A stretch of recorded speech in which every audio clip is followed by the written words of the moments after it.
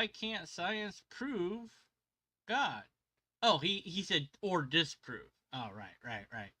Well, the proving part would be more important than the disproving part, wouldn't it? Because if the thing is, disproving something, you know, that's not really needed. You just need proof of the thing.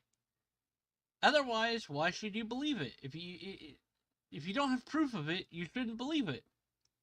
All right. So let's see what he has to say here. I'm sure it will be.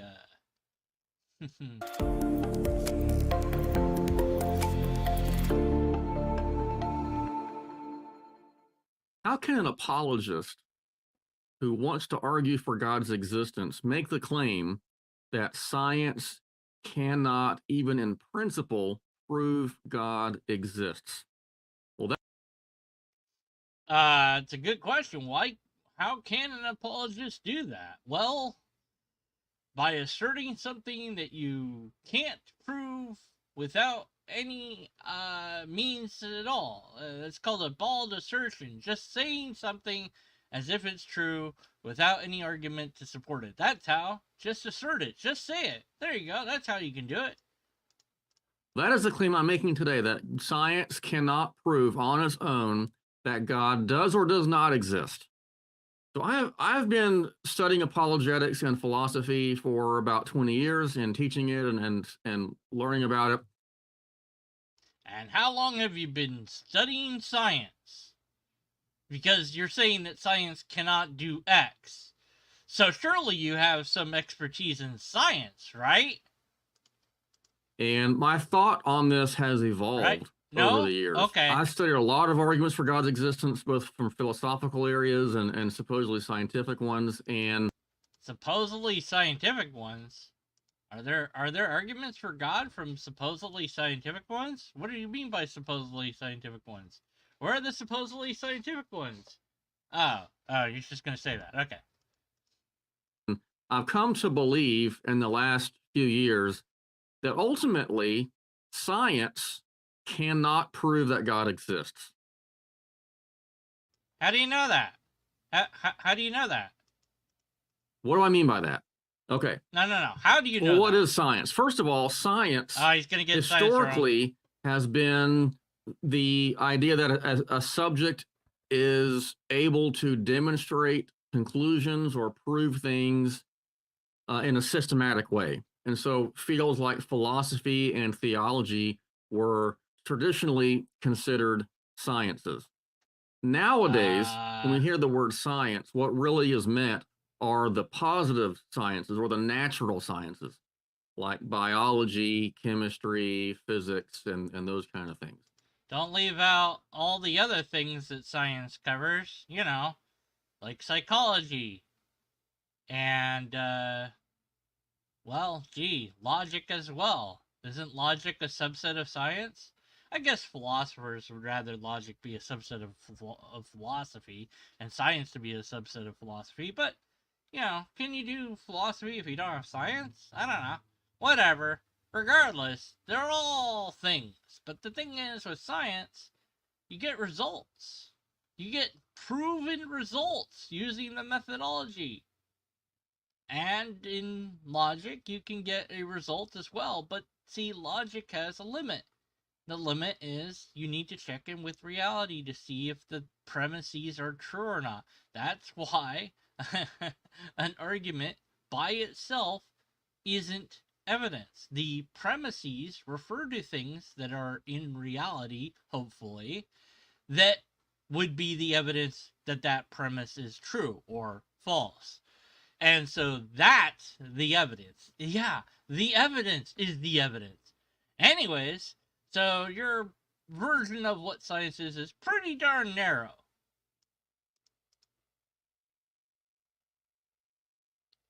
And that interrupts. And my claim is that those areas, the natural sciences that we talk about today, cannot, in principle, prove that God exists or prove that he doesn't exist either.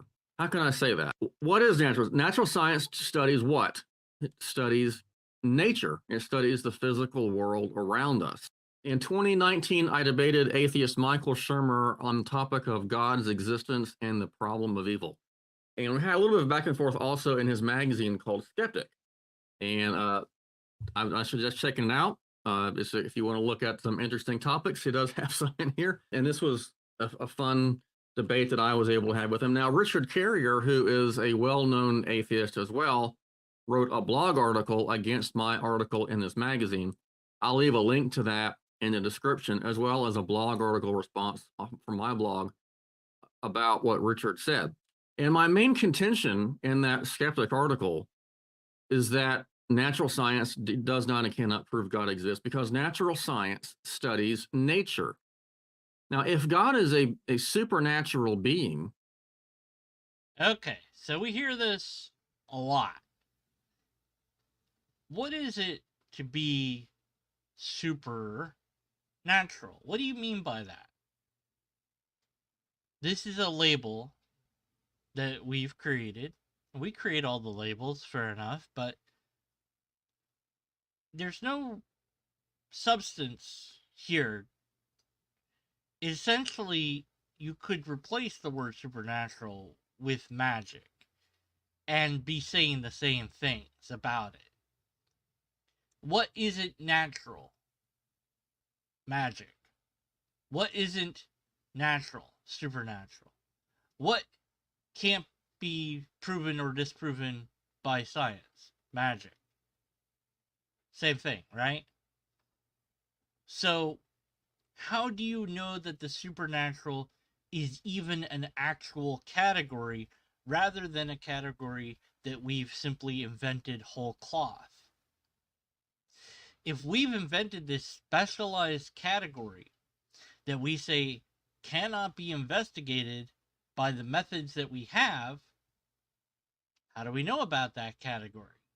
Well, we've defined it into existence, essentially. We've said, here's this category that we're pretending that exists for sake of the category. How do I know that the category exists? Well, because I said it does.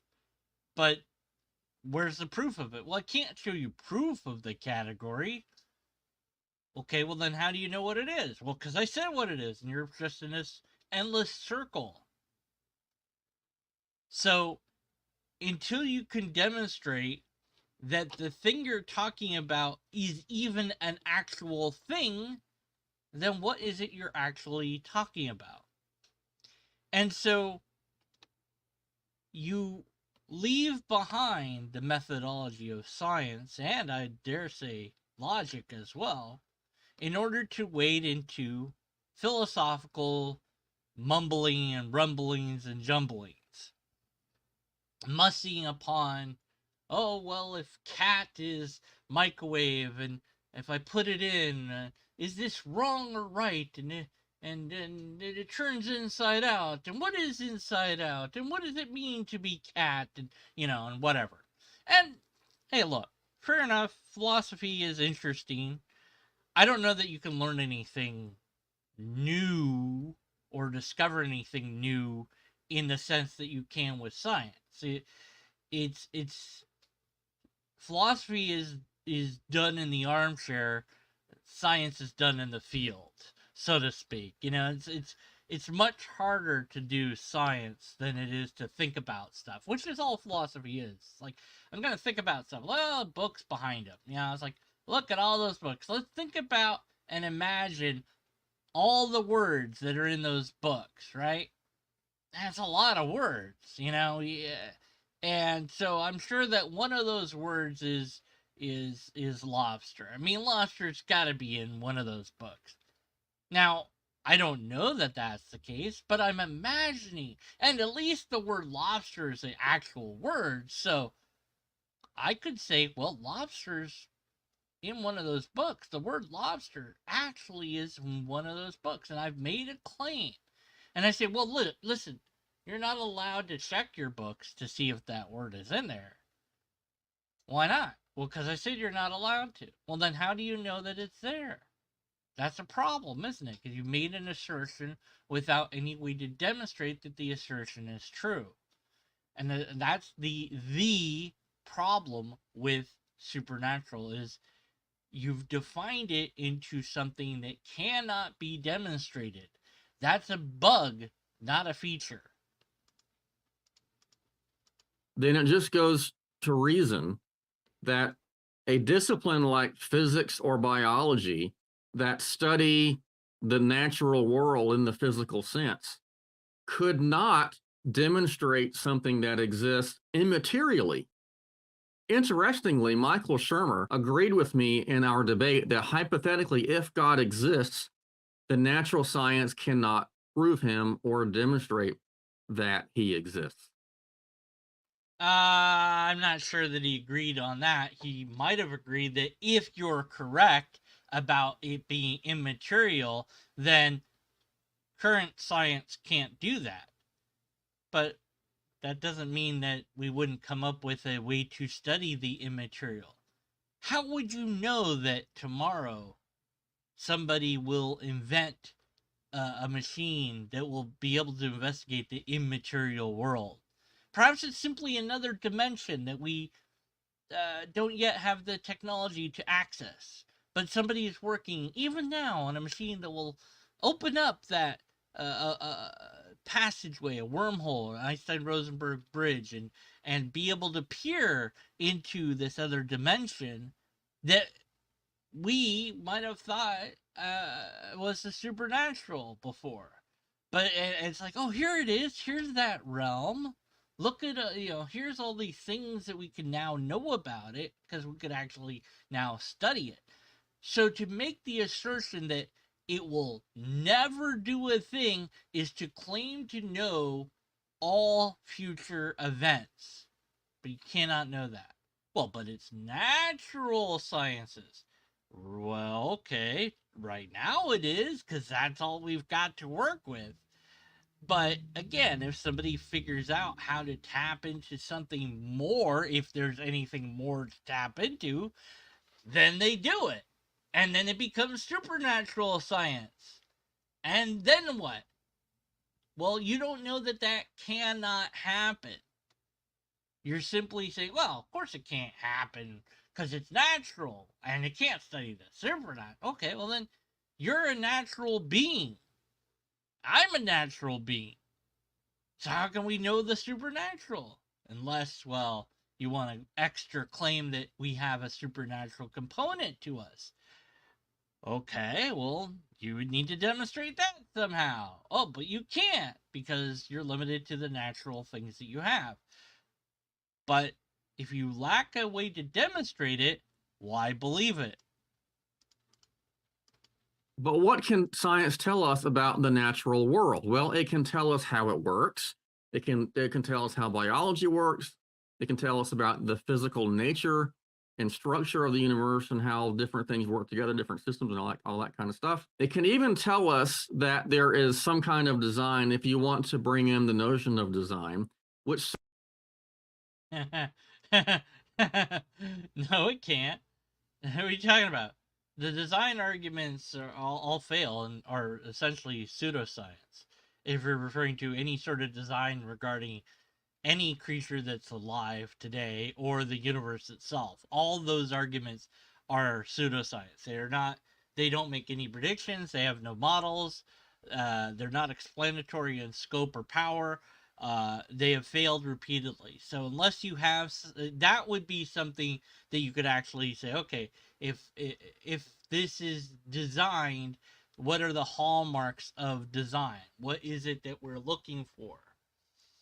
And there are certain features that we would come to expect. And what you would come to expect is simplicity of design, not over engineering. An intelligent person that knows how to build a thing would use as few parts as necessary, because the less parts there are, the cheaper it is to make, for one. Uh, and the less things there are to break down, secondly. And, and so you want a simple design. You don't want an overly complex design. Now, I say all this with the knowledge that there have been and will be apologists who will say, aha, but see, you're thinking with a limited human mind. God is unlimited, so has unlimited resources. So it's not going to follow our design principles. It's going to waste energy and space on needless, pointless stuff. Because what does it care? So it's a very bad designer because it has resources to spare. That doesn't really explain why things are the way they are. An example, of course, he's got glasses on, and I noticed he appears to have a hearing aid as well. Well, why would that be designed in that way?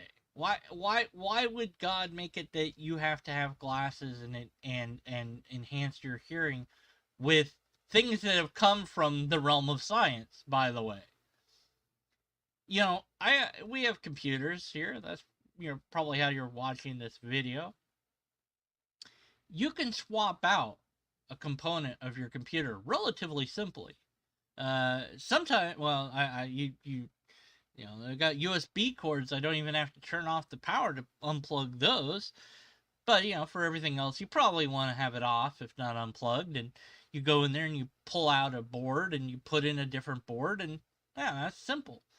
That's not easy to do with a human. You can't just, it takes effort to open somebody's ear canal to replace their ear. It's a very difficult process. And why would it be so hard? Why wouldn't it be simple to replace your ear? So that doesn't scream design. It is definitely the result of evolution and no planning involved. A very slow, gradual process over time that's led to this point that certainly we can improve upon. And in fact, scientists are looking into that.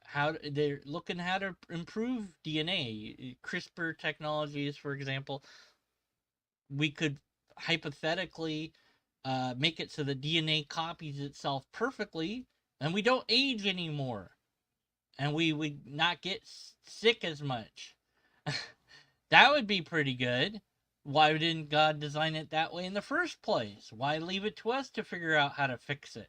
That doesn't make a lot of sense. So these don't scream out design at all.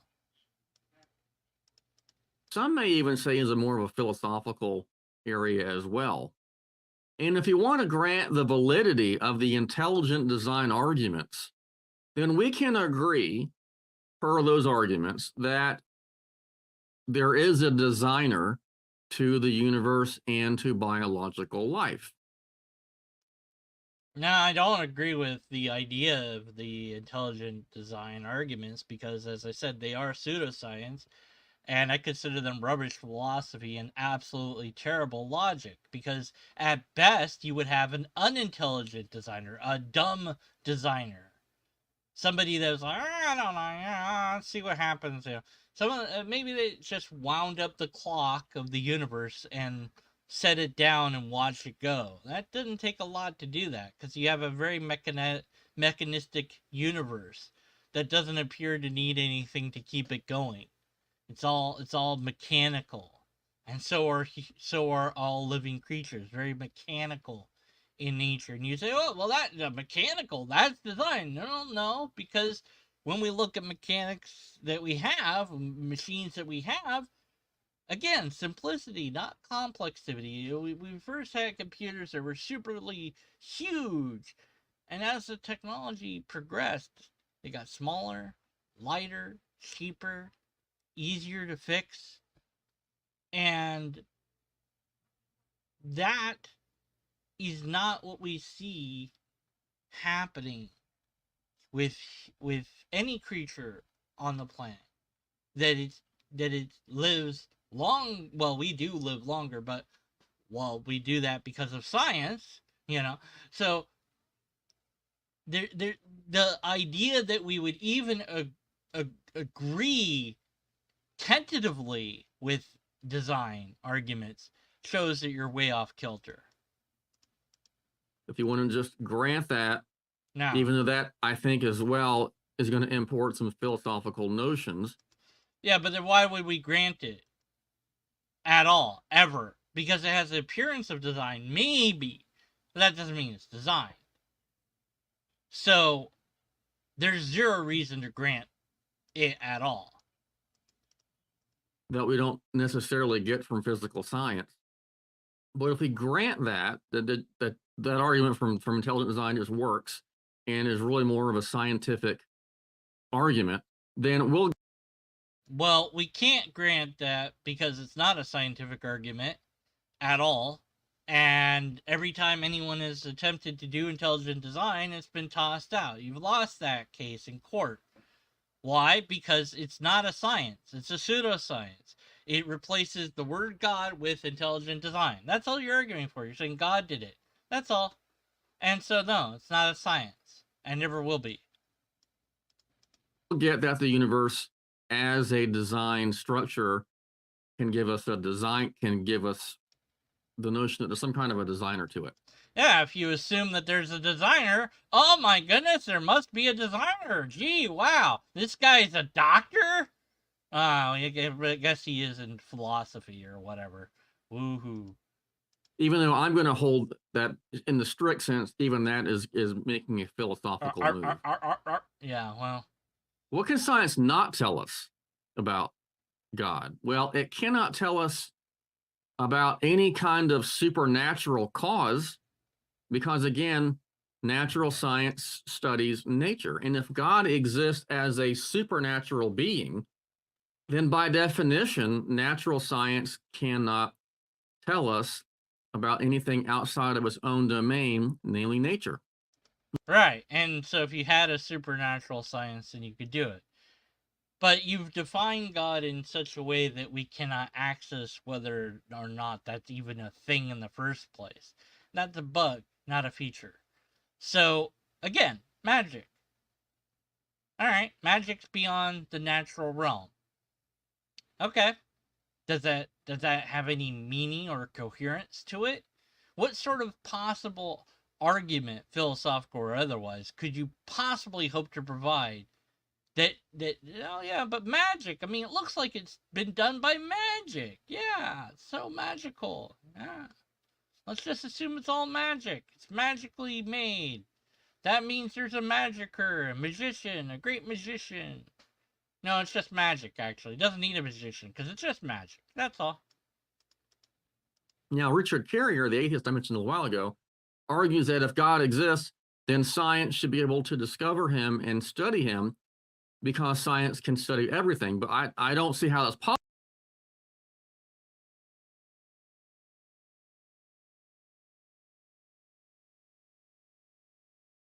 Alright, I love how long you kept that on the screen here. So, science can, goodness knows where he gets this quote from, so, that's not in this, maybe it's in the blog, I don't know. Science, because it says that's entirely false. Well, what's that in reference to? So there's something missing from here. Science can study anything that affects or has ever affected the physical universe, including anything and everything supernatural that might have happened to be. So, yeah. Right. So if there's something that's affecting the natural world, you would find something that was doing that. So we can study the effects. So he's saying it's logically impossible that God has no effect on the universe. Well, this is what the other guy is saying, right? Well, I don't know about that. I mean, perhaps there's a God that has no effect on the universe. It just exists, and that's it. And it didn't do anything regarding the universe. Who knows? But we're assuming a God that is affecting the universe, right? Then to claim that he didn't cause or design it, it's never done anything in it, like never inspired a prophet, never performed a miracle, never answered prayer, or never became incarnate, right? So those are all things that would have had some sort of interaction that would have been studyable at some point. And so, yeah, to say that science couldn't study it, that's just blatantly false. So saying, oh, but supernatural, science can never see that. So you would find the things, and then you would not be able to study it at some point. Like the thing that stirs your soul, you would never find the mechanism for that, even though we have. Because science can study everything, but I don't see how that's possible because natural science studies things through a physical medium, empirical Yeah, but that's not what he said, so you're just straw manning him. investigation, and looking at the data that we see in the universe. And if God is an immaterial being, then I will grant that we can see his effects in the universe. But I don't think that we can have a direct access to God through empirical investigation, whether that's physics or math or anything else. Well, that's silly. If you could see the effects, then you can and you can figure out the cause or the likely cause if there is a cause. It's just silly. It's just a lot of jumping through hoops to try to avoid the burden of proof. It sounds like. So science cannot give us a supernatural cause. It also cannot tell us how many designers there are. Even if we could grant that the intelligent design arguments, which I think are fabulous.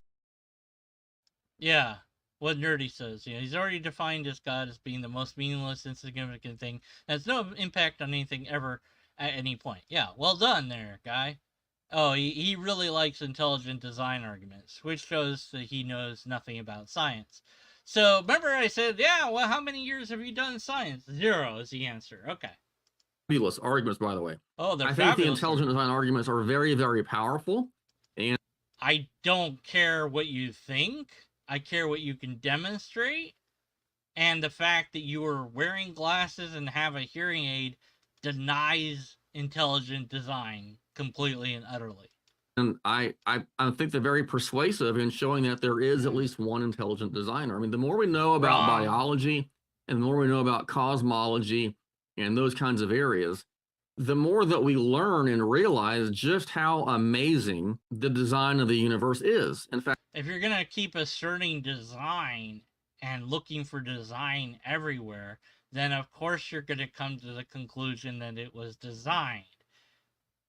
The way that reality really is amazing, baffling, mind-boggling. I don't need to add fairies to that to make it more interesting. I don't need to add magic. I don't need to add a god to make it more interesting. Oh, look how amazingly designed it is. No, it doesn't look designed at all. What the bleep's the deal with the black hole? Come on, man. Why do that? Cosmic vacuum cleaner. Well, but why? Why is it that God is so super mega hidden that the universe appears to work just fine on its own? It is so silly and ridiculous when you start asking the critical questions that he's not asking. But, we're not here to do that. We're here to complain about how science can't prove something that can't be proven. in fact, I'm a visiting scholar with. Okay, so if you're wondering why it's doing that little flash there, that's because YouTube decided to block ad blockers. So I got an ad blocker that can't be tracked by YouTube that makes YouTube think that it's still doing the ads. And sometimes it will do that little glitch instead. And sometimes it will skip the entire video. But anything to avoid ads, because I refuse to have ads. So yeah, and I don't think it's legal for YouTube to know that I'm using an ad blocker. I just don't think that that's fair. Somebody already in the UK is suing for it. I don't know if America people can sue as well, but yeah, no, let us have our ad blocker, okay? Just no. Anyways, back to the video. All right, so. Reasons to believe. I have some work on their website. I'll leave a link to that as well in the description. Yeah. I presented this to them. Actually, this this year when I went to visit them. Uh-huh. And so I think that the intelligent design arguments are very persuasive. I think they're very powerful. And That may be so, but just because an argument seems to make sense or be powerful doesn't mean that it is valid. It can only be valid if the structure is valid, and it can only be sound if it doesn't contain one or more logical fallacies, such as appeal to ignorance, appeal to personal incredulity, bald assertions, or argument from design, which isn't a logical fallacy, but it should be. Well, maybe not. I don't know. And I think that practically speaking, that they will move someone possibly from atheism to some kind of atheism. In fact, I think that's just what happened with Antony Flew, who was, according to one book titled The 20th Century's Most Notorious Atheist. He was converted, or I think it was 2005, because of the design type arguments. And there's some debate. Yeah, so he was fooled by a really bad argument. People get fooled all the time. That doesn't mean anything. So yeah, you found an argument that's convincing. That doesn't make it valid or sound. But what makes an argument valid and sound is, well, valid, the structure. And soundness is if it has no flaws in its premises. Where's your syllogism anyways? Do you even have one here? Whether he was converted more to theism or deism. Gary Habermas, who was a friend of his, said that he was converted to full-blown theism, not to Christianity, but to theism, the idea that it was the creator and designer of the universe. So, and that wouldn't be enough, would it? What is it with this weird apologetic of, as long as I get you to believe in a God, that I some sort of victory. Oh, anything but no God. No. Why? Because you're on my side. You're just as incredulous as I am. And then maybe I can trick you into my version of God. Because only your version of God matters if you're an exclusionary theist. So it's so weird, this apologetic. To be like, well, I mean, oh, look at this person. Oh, yeah, sure, he became a deist. But at least he believed in God. It's like, jeez.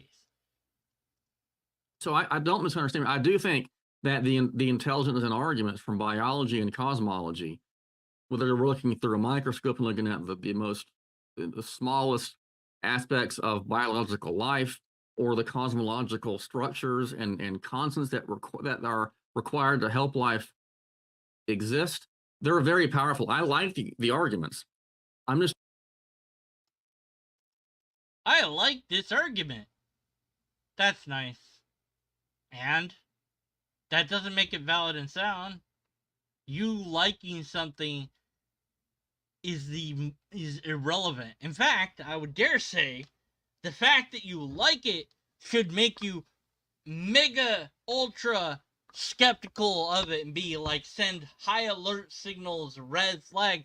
They're like, look, I need to question this more than I've questioned anything in my life, because it is the thing that you like that will be the thing that you start using bad logic for. And I've witnessed this personally with non-theistic people as well, where they have an idea that they think is true, but they've not thought out the idea in scientific terminology. They've not investigated to see what their science says on it. And so you'll hear things like, well, asking for science, that's scientism, or, well, of course it's true because the person said it.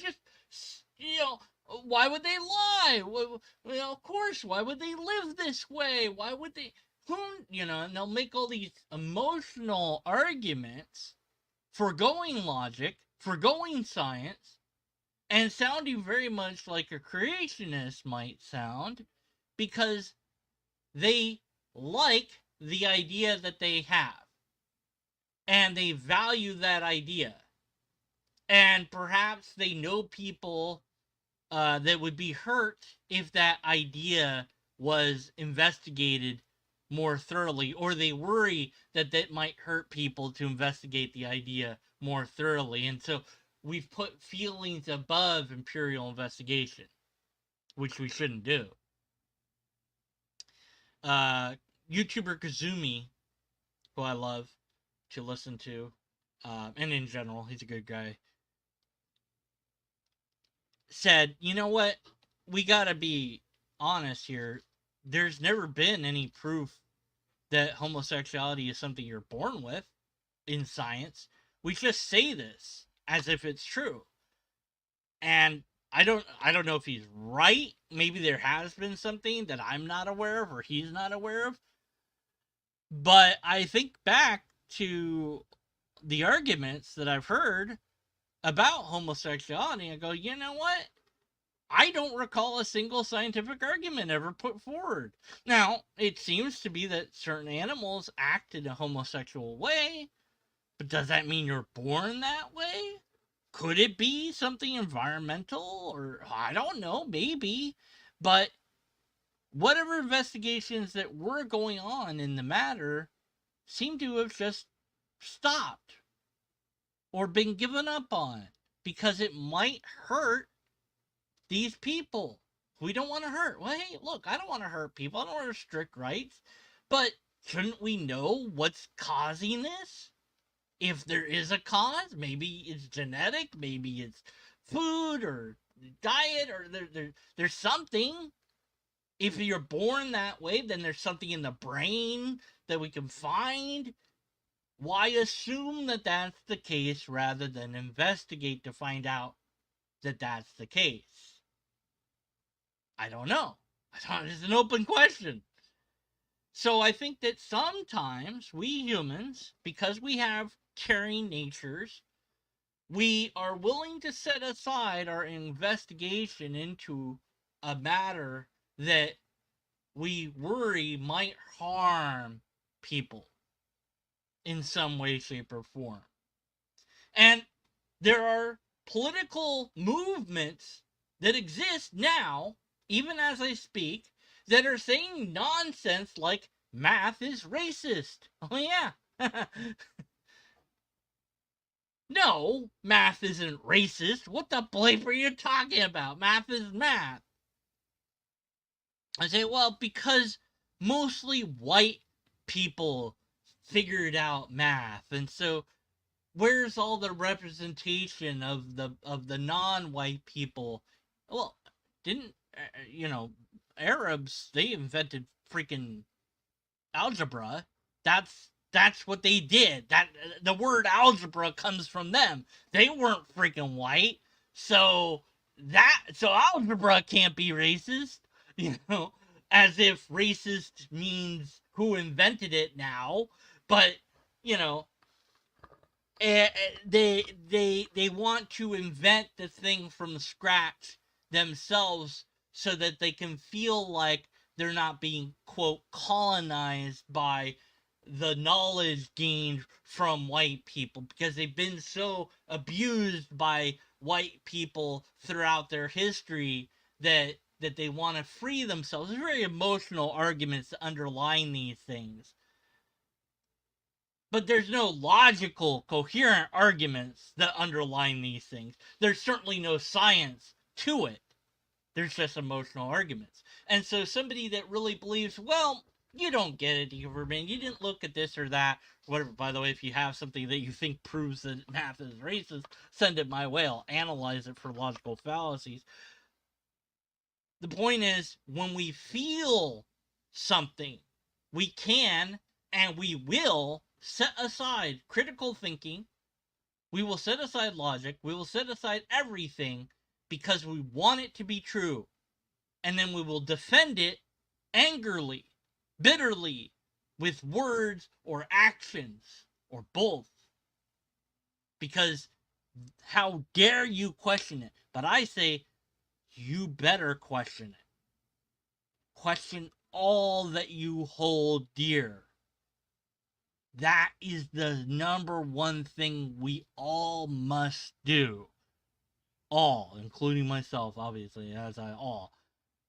Because it is that thing that I go, well, I'm done questioning that because I just feel like it.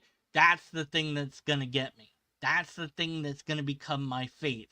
or religion or something very close to that anyways. That's going to become my God. And if you don't think there's a problem with that, well, then why in the world are we debating if God exists? Why are we bothering? Why are we bothering to look at this? Because lots of people believe in God, but there are other things that people believe in as well. And those things deserve just as much critical scrutiny as God does. We can't stop at God. We must be skeptical of all the things, especially the things that you like or hold most dear. All right, rant's over. Back to the video. I was trying to say that as at just the level of natural science, without importing philosophy into those arguments, we don't get anything beyond the actual physical world. Even if we could grant a designer, that does not mean the designer himself is an immaterial supernatural agent. We can make further argumentation, I think, philosophically to show that that is the case, but I don't think we can get there through natural science. Also, natural science does not give us creation ex nihilo. That creation is from nothing. So science, natural science, can give us that the universe possibly, if you want to look and say at the Big Bang cosmology, that there was a beginning to it. That's the closest we're going to get to showing that there is some kind of a beginning to the universe. But the design Actually, it's worse than that because cosmology is an ongoing process of discovery. And many cosmologists are saying we don't know that that's really the beginning. The word universe is a problem in and of itself. Because, well, what do you mean by universe? What do we mean by universe? And so now let's just bring up my handy dandy MS Paint that I love so much to give the explanation of what I'm trying to share with you here. Okay, so you might, well, this is how I conceive it. Maybe you think of it in a different way. But when I think of universe, I tend to think of it, for whatever reason, as this ball shape. Well, this is a circle because I can't draw a ball. You know, it's like I don't know how to draw a 3D ball. But anyways, so that's how I tend to think of the universe. But that's not the shape of the universe. The universe, well, first of all, is flat, whatever the bleep that means. And secondly, what's this? If this is the universe, then what's this? What is this? What is this called? And well, that's all of reality. So yeah, you've got the universe, right? And you think, well, the universe is expanding into what? What is the universe expanding into? Well, if there's not, this isn't nothing. It's empty space. But space is the universe. So the universe is expanding into the universe. So there's always been a universe, right? So then what's the singularity? Well, the singularity is where all the things that we know about were, we think. That's this little tiny dot. So, well, didn't that little tiny dot not exist at some point? We don't know. Maybe it always was. Maybe it can't not be. Maybe there's no such thing as never being a universe. I don't know. But the conceptual idea that that is the universe and the rest of this isn't is probably wrong. So it's just a limit, perhaps, to the way that we conceive of the universe that makes us think this way. Perhaps, or it might be just my thing. I don't know. Let me know if you have a different way of conceiving it. arguments themselves as design arguments won't get us that. Now, the cosmological arguments which will get us suck. closer to that. No, But then we have to import again philosophy and look at the nature of that cause. yeah, it's interesting how much importing of philosophy you have to do. But what do you mean by philosophy? This is the other thing. It's like, you keep saying philosophy. You mean logic? You mean informal logic specifically? Is that what you mean? Or do you just mean nasal gazing? Gazing? Yeah, nasal gazing. That's the word now. Nasal gazing, as Blastermaster said. It's just like, is that what you mean? Just, oh, well, maybe it's this, maybe it's that, maybe it's lobsters, why not? Look at the trees, they look like claws, Don't the branches kind of look like claws? Well, that proves it's a lobster. Yeah, yeah. What is that? Is it personal? Is it intelligent? And so forth. So no. science can bolster proof for God's existence. Now, wait. Earlier you said that science couldn't do that. Which is it? You said science could kind of it could hint at it, but it couldn't directly observe the thing because that didn't make sense to you, but now it can. Which is it? Make up your mind. They can show that there is an amazing amount of design and complexity within the world, whether we're looking at the molecular level, the biological level, the atomic level, or the cosmological level. There's a great amount of design. Stop saying design. No, there's no design unless you can demonstrate that. Where's your model? Hell, where's your syllogism? In the structure of the universe. But the question of God's existence is ultimately a philosophical one. It is the question of, is there an immaterial cause to the universe? I don't know that there's an immaterial anything at all. I don't even know what you mean by immaterial. I don't even know that you know what you mean by immaterial. And everything that I know about is freaking material. Energy. The things that make it that atoms fly around the molecules and that the electrons fly around the atoms. What's making that happen? I don't know. Gravity? I guess? I don't know how that works. Strong electromagnetic force? Okay, great. How does that work? No idea. And it keeps getting smaller. Well, that's weird. And it's not like Ant-Man where there's a universe in there. It's just tiny stuff. Small stuff. And that's really interesting how it works. Although we don't necessarily know all the how yet.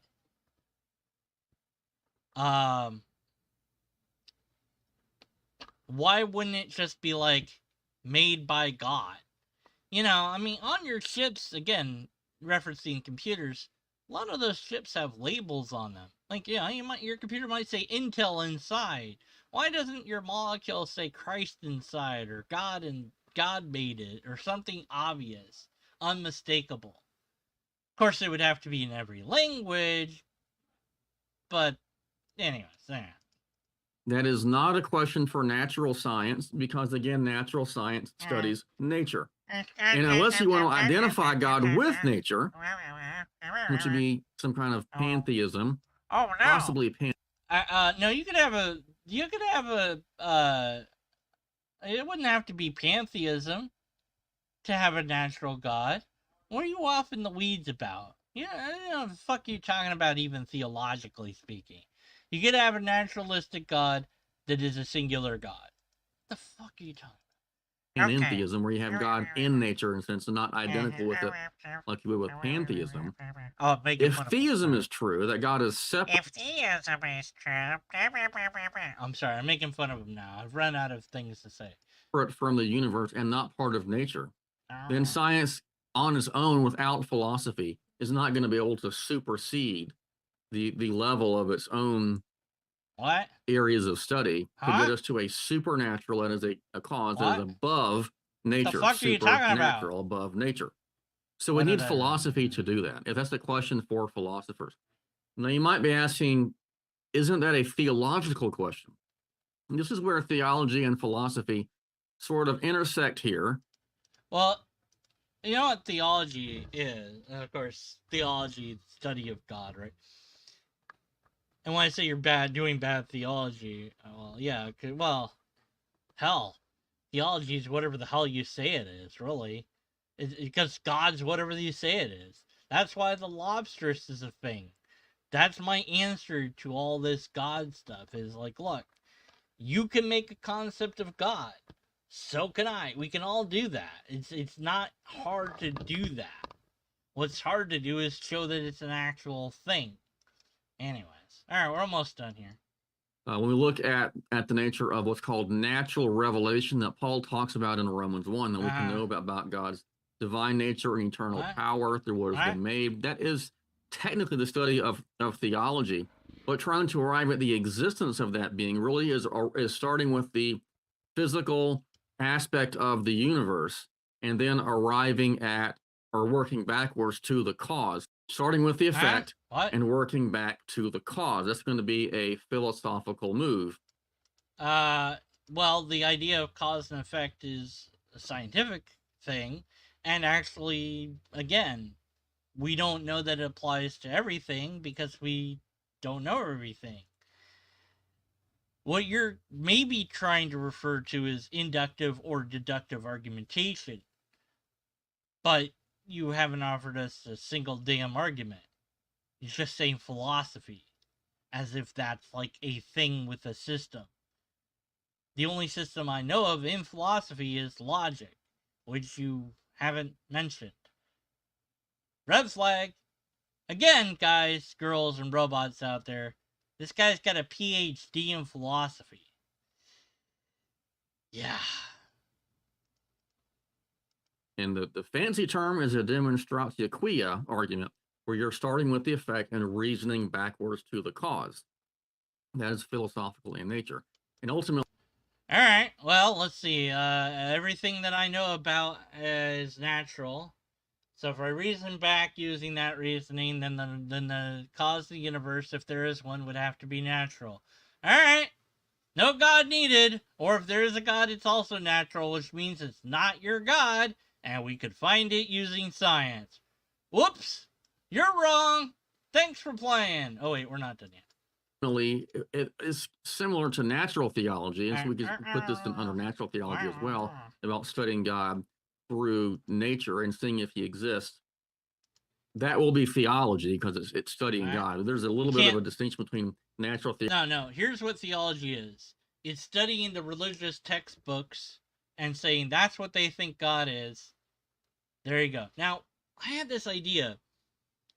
I don't know if anyone's done this, but if you were to take all known current gods and to write out or list out all the attributes that they have, and then eliminate all the ones that are not aligned, and see what you have left, that might paint a more common idea of what people think God is. Because all theology is what people think God is. That's all theology really is the study of what we think God is. Although theology would say, no, it's the study of God. No, you can't study God. You can only study what people think about God.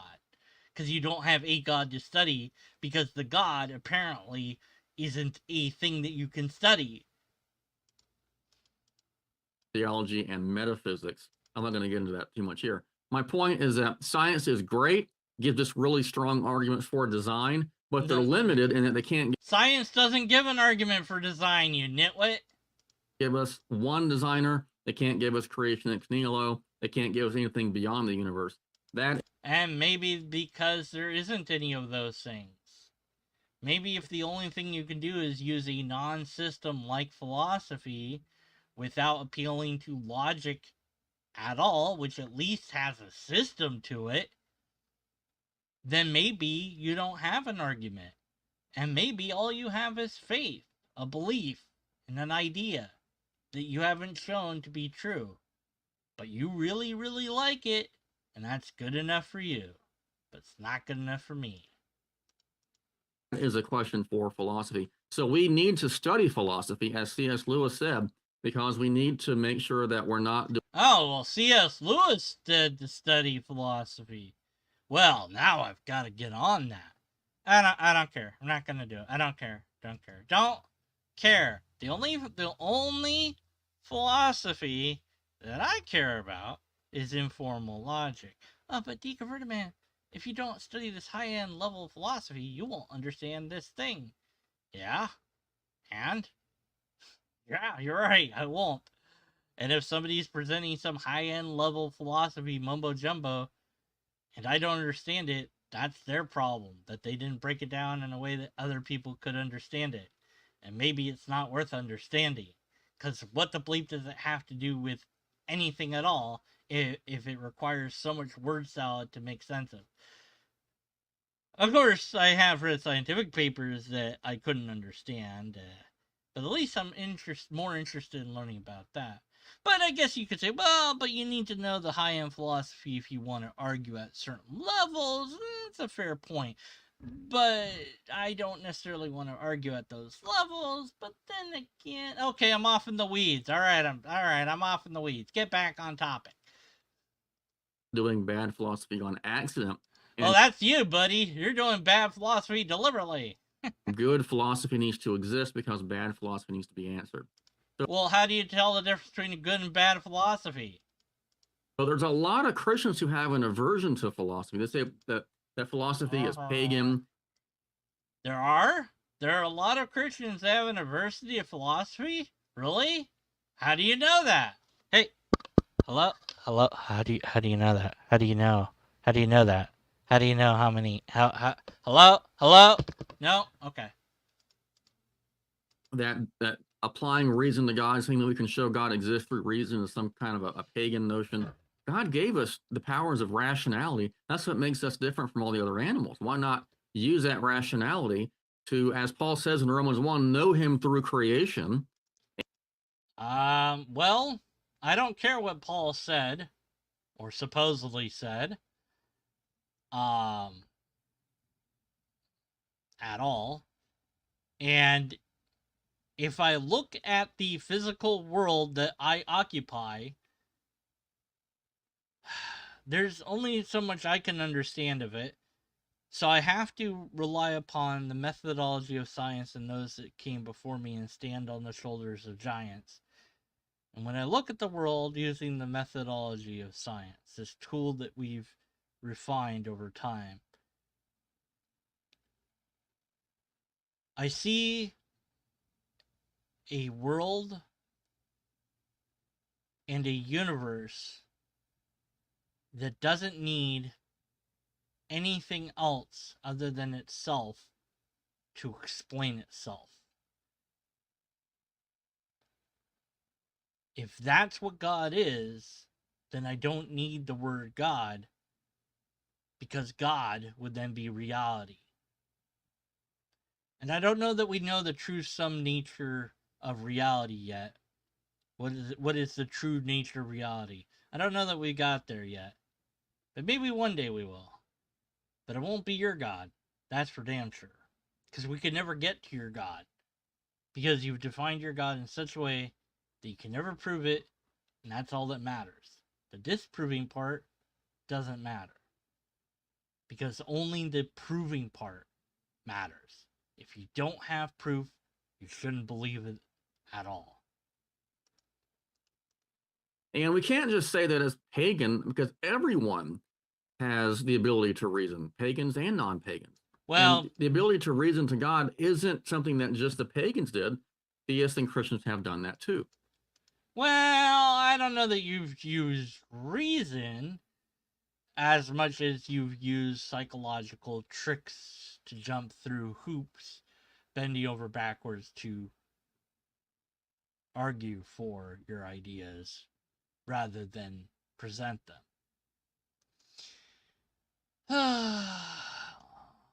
Are we done yet? No, he's got more to say. Now let's fast forward. Let's get this going here. Which one? Oopsie. Alright. So Damn it! whoa. I knew it. I knew it. I knew I was gonna pick the wrong speed. Be an example of a philosophical proof. Well, some of the most well-known are attributed to Thomas Aquinas' famous 5 ways. Let me give you one of them. Oh yeah, St. Thomas's 5 ways. I think I did a video on that. Not sure. Um, let's see.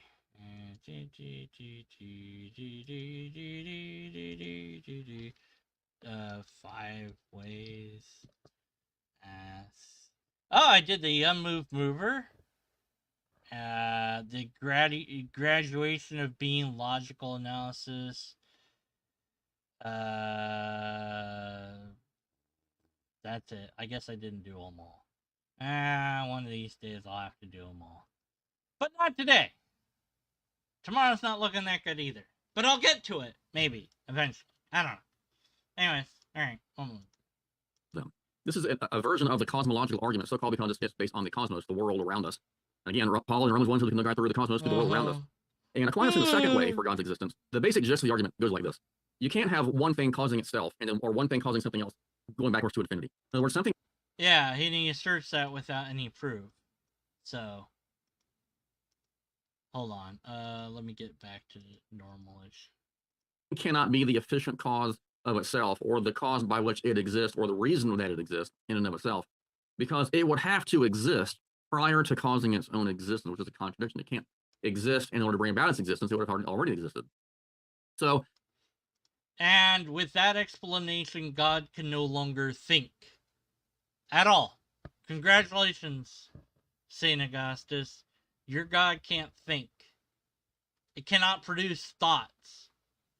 It can't produce new thoughts, at any rate. It can only produce thoughts that have always existed and always will exist, which means it cannot produce the universe, because the universe would always have to exist. Well, but no, only God has to always exist. But how does God always exist? Because it can't even think. Because there's no cause and effect anymore, because you have to have an efficient cause, which means there's a terminus to the thought process inside of God's mind, which can't be because of the nature that you're describing. Now, I'm not doing a thorough analysis right now. I'll get to it when I do the deep analysis in a recorded video. I can't do it live. But yeah, it breaks down real fast and just kind of goes, basically proves that God can't think or act or something like that. And I think offhand, don't hold me to it, but you'll just have to wait for my analysis. Sorry. It's not sorry. Sorry, not sorry. It will need something else. It will need another cause, some kind of antecedent cause. Well, that cause either is caused by something else or isn't. Right, and that's what I'm saying. So the cause of God's thought is either caused or not caused, and so on and so forth. So eventually, you have an uncaused thought that's not caused by anything, that just exists. How does that work? I don't know. How does God's brain work? Well, it doesn't have a brain. How does it mind work? I don't know. You're left with these unanswerable questions. Anyway, so if it is caused by something else, then that cause is either caused by something else or isn't. That kind of causal chain cannot go into infinity. And so Aquinas says there's got... Why not? Why can't it? Got to be some kind of ultimate efficient cause, not just in the past, but right here and now, upholding all things that exist. And the example that my colleague Richard Howe uses is that of a train. If you've got a boxcar being pulled by another boxcar, someone could say, well, what causes that boxcar to move? And the answer could be, well, the boxcar in front of it is pulling it. Well, then what causes that to move? Well, the boxcar in front of it. The boxcar cannot be an answer to infinity. There ultimately has to be an engine that accounts for the movement of the train, if you can consider the boxcar as somewhat existing or being caused to move in a sense. And what accounts for the engine movement? Well, physics, right? Engine consumes energy. Okay, so that energy comes from fuel. So where does the energy come from God? It just always exists? So what's the efficient energy of God? How does that work? This analogy is starting to break down. But if you had a train that circled the globe and you pushed it, would it move? Like if it was all boxcars, would you have to get it going? Like maybe you'd have to get pulling with a bunch of cars at first. But once you got it moving, would it keep moving? No, because physics would slow it down eventually. But it would move. Anyways.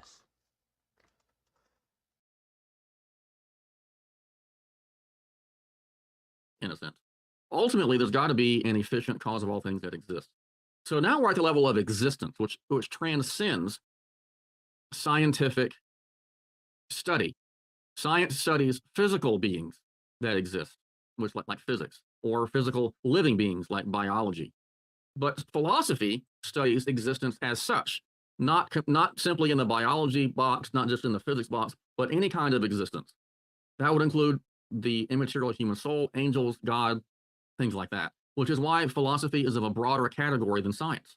Also, it's important to understand that scientists need to use philosophy even to do science, because philosophy really is nothing more than our understanding of what the world is, our view of reality, our view of knowledge, our view of truth, goodness, and beauty, and the use of logic. That's really what philosophy is, and so scientists have to use that. So that's a little bit of a difference between the intelligent design arguments, which say things like the eye is very designed, or the human body is so designed, or the cosmos is so designed, that there's got to be some kind of a designer. That's Which is, as I said, unscientific in every shape and form that it can be. You have glasses on. Your eye is not designed well, at the very least. So you're willing to admit that your designer is a poor designer? If you are, then I might grant your idea, at least tentatively speaking, just because it would be fun to have a flawed designer. a great argument, but it will not get us full-blown classical theism. It will only give us, at most, a designer. It can't really give us creation ex nihilo without going to that cosmological step. We get that with philosophy. We get the creation ex nihilo. We get that there is one ultimate infinite being. And so the But you really don't, using those arguments because they're flawed. But you don't care about logic, so. philosophy arguments are broader and get more at the heart of it. So I hope that this was enlightening to you. I hope this has wanted to encourage you to study philosophy more. There's a lot of good works out there to study God through nature. I will leave some links to those in the description as well. My favorite is An Introduction to Natural Theology by Maurice Holloway. It's not the easiest book in the world to read, but it's a good one. I think it's probably one of the best ones I've read on natural theology. So I love what science has done. My wife is a scientist. Her area is environmental science, herpetology, and she works in science education. So she's doing And something I love astronomy. useful. One of my favorite pastimes is to go look through a telescope and just look at and admire the night sky. So I appreciate science. I appreciate the way that the design arguments work, but I think it needs an extra bit of oomph from the philosophical world as well to get us to a supernatural cause. So thanks for watching. Make sure you like and subscribe, and we'll see you next time. Alright, be sure to dislike that video and tell him how wrong he is. As for this video, just comment on it when it's a video. That way I know you're there and you care. Yes, I see you in chat. Sometimes chat shows up on YouTube, sometimes it doesn't. But it doesn't count. YouTube doesn't count it for the algorithm. So when this is done, just reload it a few times and then post a little comment, whatever, so that algorithm is happy. Alright, so that that was a thing. Let's answer this question. How did Christians get from a boxcar analogy to people burning in hell for the crimes of not being Christians? Well, it's a very good question. The answer is you see, okay, first, premise one, lobsters exist. Okay, that's important. And premise two is